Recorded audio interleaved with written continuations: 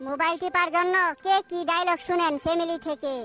মোবাইলের ভিতরে ঢুকে যা, ভাত না খায়া মোবাইল খা। মোবাইল তোরে প্রতিবন্ধী বানাইছে, মোবাইলের উপর ঠাডা পড়তে পারে না।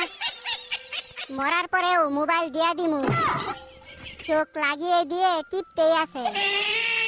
পানি দিয়ে মোবাইল গিলে খা। নেশাখুরের মতো হইছে মোবাইল টিপতে টিপতে। হাত ব্যথা হইলে পা দিয়ে টিপ, মোবাইলে তোরে শেষ করছে। তুই কানা হয়ে যাইবি তো, এত টিপে মোবাইল নষ্ট হইতে পারে না। রিজাল্টের পর বুঝামু মজা, অন্ধ হইতে বেশি দেরি নাই।